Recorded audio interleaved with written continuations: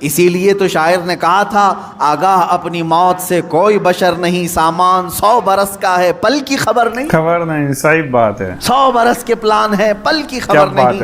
وضو کرنے کے لیے بیٹھے تو ایسا لگ رہا ہے کہ قطرہ ٹپک رہا ہے، یا پیشاب کا قطرہ پھر سے نکل گیا۔ 2 رکعت پڑھے، تیسری رکعت میں کھڑے ہوئے تھے، اب شک ہونے لگا کہ دوسری ہے کہ تیسری ہے۔ صحیح بات ہے، تیسری میں کھڑے تھے۔ ہیلو گائز، ایک بار پھر سواگت ہے بھائیوں کا چینل ریئیکشن بابا میں۔ میرا نام ہے رام، اور گائز آج ایک بہت انٹرسٹنگ ویڈیو پہ میں ریئیکشن کرنے والا ہوں۔ پہلے میں آپ لوگوں کو اس کا ٹاپک بتا دیتا ہوں۔ اس کا ٹاپک ہے نماز پڑھتے وقت شیطان کیسے بہکتا ہے یا بہکاتا ہے۔ نماز میں شک کا ہونا، مطلب یہ پورا کا پورا جب آپ نماز پڑھ رہے ہوتے ہو تو آپ کو شیطان کیسے بہکانے کی کوشش کرتا ہے۔ مطلب سیدھی سی عقل لینگویج میں دیکھیں کہ نماز مت پڑھو، یہ سب چیزیں وہ شیطان کا کام رہتا ہے یہ سب کرنا۔ بھائی مفتی سلمان اظہری صاحب کا ویڈیو، بہت بھائی لوگوں نے اس ویڈیو کو ریکمنڈیشن میں ڈال کے رکھا ہے کہ بھائی اس پہ کرو اس پہ کرو، بہت سارے کومنٹس ہیں، تو آج اس لیے میں اسی پر ہی ریئیکشن کر رہا ہوں۔ امید ہے آپ لوگوں کو اس ویڈیو سے سیکھنے کو بہت کچھ ملے گا۔ ویڈیو آپ لوگ اینڈ تک ضرور دیکھیں تاکہ چیزیں اچھے سے کلیئر ہو جاتی ہیں گائز۔ اور آپ لوگوں کو اگر یہ ویڈیو اچھی لگے تو شیئر کریں دوستوں کے ساتھ، اور اس ویڈیو کو لائک کریں، اور آپ چاہتے ہیں آپ کو ایسے ریئیکشن ویڈیوز بھی ملتے رہیں تو پلیز چینل کو بھی سبسکرائب کریں۔ تو آج کے ریئیکشن میں سٹارٹ کر لیتا ہوں بنا کسی دیری کے، لیٹس پلے۔ اب مسئلہ جو میں بتا رہا تھا وہ یہ ہے، 2 مسئلے میں بتاتا ہوں، ایک نماز کا ایک وضو کا ہے۔ اکثر لوگوں کی یہ شکایت بھی میرے پاس آتی ہے، استنجا کر کے آئے، پیشاب کر کے باہر آئے، وضو کرنے کے لیے بیٹھے تو ایسا لگ رہا ہے کہ قطرہ ٹپک رہا ہے، یا پیشاب کا قطرہ پھر سے نکل گیا۔ ایسے کئی لوگوں کو ہوتا ہے، پھر گئے وہ پھر دھو کر کے آئے، پھر لگا کہ نہیں پیشاب کا قطرہ نکل رہا ہے۔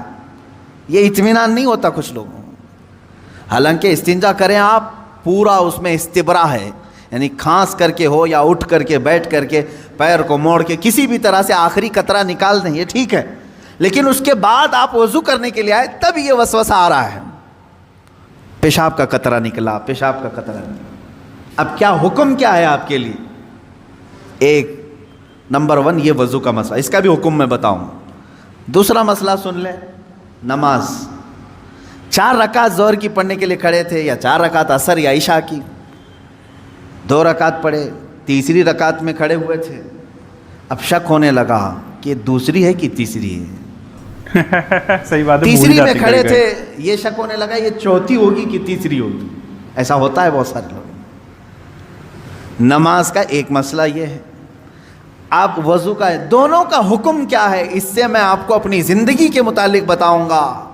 صحیح بات ہے۔ پہلا والا جو مسئلہ ہے پیشاب کے قطرے کا، پہلی مرتبہ ایسا کبھی ہوا ہے تو جاؤ دھل لو۔ ایک بار ایسا ہوا کہ پیشاب کا قطرہ ٹپکا ہے یا لگ رہا ہے، جاؤ دھل کے آ جاؤ۔ پھر ایک مرتبہ ایسا ہوا ہے کہ وضو کرنے بیٹھا ہوں، ایسا لگا کہ پیشاب کا قطرہ ٹپک گیا، جاؤ دھل کے آؤ، اور اتنا حصہ جہاں کپڑے میں لگا اس کو بھی دھل لو۔ تیسری مرتبہ بھی ایسا ہوا ہے، دھل لو۔ اب اس کے بعد شریعت کہتی ہے اب نہیں جانا، اس کے بعد اب وضو کے لیے اگر بیٹھو گے تمہیں لگ رہا ہے کہ پیشاب کے قطرے ٹپک رہے ہیں، ٹپکنے دو۔ تم پانی لے لو ایک چلو میں اور اس جگہ پر چھڑک دو، پانی وہاں پر اس کپڑے کے اوپر چھڑک دو۔ کیوں؟ اس لیے کہ کہا گیا ہے کہ بعد میں اگر تمہیں وسوسہ بھی آنے لگے تو یوں سمجھ لو یہ پیشاب کا قطرہ نہیں بلکہ میرا چھڑکا ہوا پانی ہے، میرا چھڑکا ہوا پانی۔ اچھا ایسا کیوں کرایا گیا؟ شک تو ہو رہا ہے۔ سنیں فقہاء کرام نے فرمایا اے بندے تجھے عبادت اللہ کی کرنی ہے۔ کس کی کرنی ہے؟ اللہ کو راضی کرنا ہے، اور یہ جو وسوسے آ رہے ہیں تجھے یہ شیطان کے ہیں۔ اگر تو بار بار اٹھ کر کے دھونے کے لیے چلا جائے گا تو بات یہ ہوگی کہ تو شیطان کی پیروی کر رہا ہے اللہ کو چھوڑ کر کے۔ یہاں شریعت نے یہاں تک کہا کہ شیطان کی پیروی ہو جائے گی اگر کثرت سے تو کرنے لگ گیا۔ جب شیطان وسوسہ ڈالا اٹھ گئے، جب شیطان شک ڈالا پھر اٹھ گئے۔ بار بار اگر خیال آ رہا ہے تو اس پر عمل کرنا جائز نہیں۔ صحیح بات ہے، پانی چھڑک لو اور کہو میں شیطان کی پیروی نہیں کروں گا، میرے مولا کی عبادت کروں گا۔ بہت صحیح۔ بہت دوسرا مسئلہ نماز کا کہ جس میں اگر 3 میں 4 میں شک ہو، ایک بار ہو گیا تو چلو دوہرا لو، 2 بار ہو گیا تو چلو ٹھیک ہے، جتنا یقین ہے اس کے آگے کی رکعتیں پڑھ لو۔ اب اگر بار بار ایسا شک ہوتا ہے تو فرمایا گیا اپنی نماز ویسی ہی کمپلیٹ کرو، اس لیے کہ یہ شیطان تمہیں وسوسے ڈال رہا ہے۔ اگر تم اس کے وسوسوں کی طرف جاؤ گے تو یہاں ہوگا یہ کہ تم شیطان کی پیروی میں لگ گئے۔ حقیقت میں نماز تو رحمان کی عبادت ہے۔ آپ سمجھ رہے ہیں؟ یہ 2 مسئلوں سے میں تمہیں بتاؤں گا میرے عزیزو، پوری زندگی بھر شیطان اسی طرح سے کرتا ہے، تمہیں اپنے اصلی مقصد سے ڈائیورٹ کر کے کسی عام فضول چیز میں لگا دیتا ہے، فضول چیز میں لگا دیتا ہے۔ اسی لیے اب جیسے کسی نے اپنے پورے گھر کی فکر میں، اپنی جائیداد کی فکر میں پوری زندگی ختم کر دی، اسے معلوم ہی نہیں کتنے دن رہنے والا تھا، کتنی عمارتیں بنا رہا ہے، کتنی چھتیں قائم کرے گا۔ اے بندے، تیری زندگی لمبی سے لمبی جاتی تو 70-80 سال کی، تو بنا ہی رہا ہے 30-40 سال کی عمر میں، بچے ہیں تیرے پاس 25-30 سال، ان 25-30 سالوں کے لیے تو نے اپنی پوری زندگی جھونک دی، صحت و طبیعت سب برباد کر ڈالی۔ لیکن جہاں 100 سال سونا ہے کہ 200 سال کہ 500 سال کہ 1000 سال، ہمیں معلوم نہیں قبرستان میں کتنا سونا ہے، وہاں کے لیے بندہ ایک رات کی بھی عبادت کرنے کو تیار نہیں، ایک تسبیح گھمانے کو بھی تیار نہیں، وہاں کی عمارت تیار کرنے کو بندہ تیار نہیں۔ یہ شیطان ڈائیورٹ کر چکا ہے تمہیں، تمہاری اصلی منزل تو وہ تھی، تمہیں لگا دیا کسی اور کام میں، تمہیں لگا دیا کسی اور کام میں۔ عزیزان گرامی، اسی لیے تو شاعر نے کہا تھا، آگاہ اپنی موت سے کوئی بشر نہیں، سامان 100 برس کا ہے، پل کی خبر نہیں، خبر نہیں، صحیح بات ہے، 100 برس کے پلان ہے، پل کی خبر نہیں۔ تو شیطان اس طرح سے جو ہر زندگی میں ڈائیورٹ کرتا ہے۔ اب میں آپ کو بتاؤں ایک چیز، جن چیزوں کو ہم سمجھتے ہیں کہ یہی کل ہے دنیا میں، نوجوان یہ سمجھتا ہے کہ ایک خوبصورت لڑکی مل جائے پوری زندگی ہے، دیکھو اسی پر تو شعر و شاعری کرتا ہے، اسی پر تو پوری محبت کے نغمے گاتا ہے، اسے معلوم نہیں کتنے دن کیا یہ عائش ہے۔ اور کچھ لوگ یہ سمجھتے ہیں کہ مال، گاڑی، کار، بنگلہ ہو جائے یہی سب کچھ ہے۔ تقریباً انہی میں ہم سب دوڑ رہے ہیں، انہی میں ہم دوڑ رہے ہیں۔ بات تو صحیح ہے، ایک بادشاہ نے کرتا ہے، اعلان کیا کہ آج میری عنایتوں کا دریا جوش میں ہے، میں خوب عطا کروں گا۔ لوگوں کو بلایا، ایک کوئی بندہ ایسا آ جائے جس کے لیے میں کہتا ہوں اپنے ہاتھ میں ایک چھڑی لے لے، لکڑی لے لے، اور وہ زمین پر دائرہ کھینچتا جائے صبح فجر کے بعد۔ اب وہ دائرہ کھینچتا کھینچتا سورج کے ڈوبنے سے پہلے پہلے تک جتنا دائرہ کھینچ لے گا وہ پوری زمین اس کے نام پہ کر دوں گا۔ دن بھر میں آپ کتنے ایکڑ کھینچ لیں گے؟ اگر فری میں مل رہا ہے تو کون چھوڑے گا؟ صحیح بات ہے۔ دائرہ کھینچنے کے لیے کہا کہ جو لکیر سے سرکل بنا لے، جتنا بنا لے گا، لیکن ٹائم ہے سورج ڈوبنے سے پہلے پہلے تک۔ اس میں سے ایک وزیر یا ایک سپاہی آگے آیا اور اس نے اپنے ہاتھ میں چھڑی لے لی، بادشاہ سلامت مجھے اجازت دے دے۔ اور بادشاہ نے کہا کہ اگر سورج ڈوب گیا تو پھر ایک بالشت زمین بھی نہیں دی جائے گی، یعنی 1 فٹ زمین بھی نہیں دی جائے گی۔ ہاں، سورج ڈوبنے سے پہلے پہلے تک یہاں پر دائرہ مکمل کر۔ اب وہ نکلا چھڑی لے کر کے، لکیر کھینچتے کھینچتے، اسے بہت بڑی زمین چاہیے تھی، اتنی بڑی کہ اس سلطنت میں کسی کی نہ ہو، جب فری میں مل رہی ہے۔ کھینچتا کھینچتا وہ گیا، کافی دور تک چلا گیا، دوپہر ہو گئی، تھک گیا، کچھ دوڑا کچھ چلا۔ اب جب دوپہر ہو کر سورج ڈھلنے لگا تو اس نے سوچا واپس ہو جاتے، چونکہ جہاں سے میں دائرہ کھینچا ہوں وہاں تک لا کر کے لکیر کو ملانا ہے، اتنی زمین میرے نام پہ۔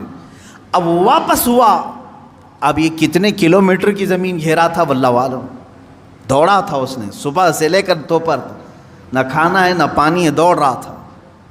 دوڑتے دوڑتے سورج پیلا ہو گیا، عصر کا وقت آ گیا۔ اب اس نے دیکھا کہ بادشاہ کا محل اور سپاہی سب قریب نظر آ رہے ہیں، دل میں ٹھنڈک ہو گئی، میں پہنچ جاؤں گا، سورج کے ڈوبنے سے پہلے پہلے میرے بگننگ پوائنٹ جو ہے جہاں سے سٹارٹ ہوا تو وہاں تک پہنچنا وہاں ہے جا کے ملانا ہے. لیکن تھک گیا تھا. آزاد جواب دے رہے تھے. نڈھال ہو گیا.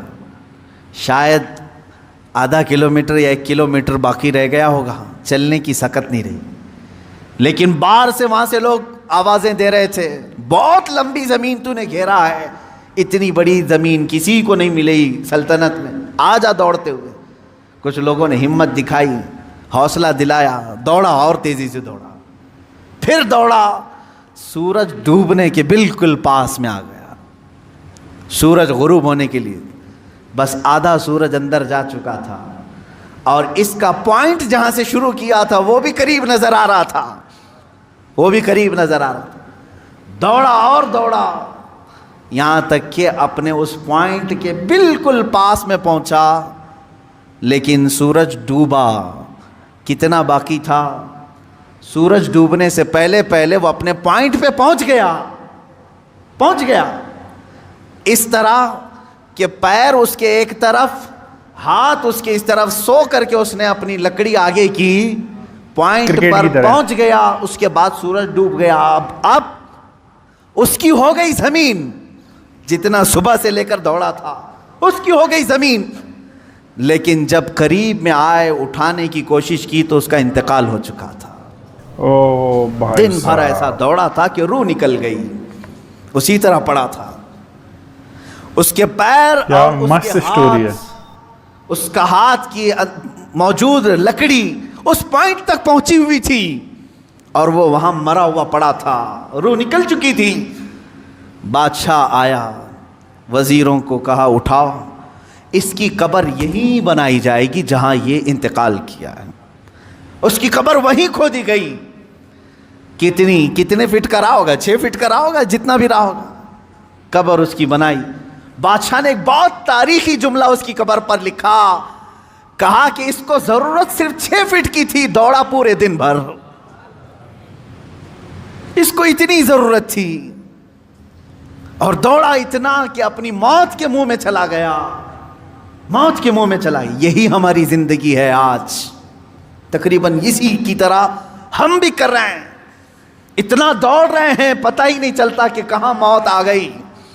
تمہیں ان تمام چیزوں کی ضرورت ہی نہیں تھی جس کے پیچھے پڑے ہوئے ہو.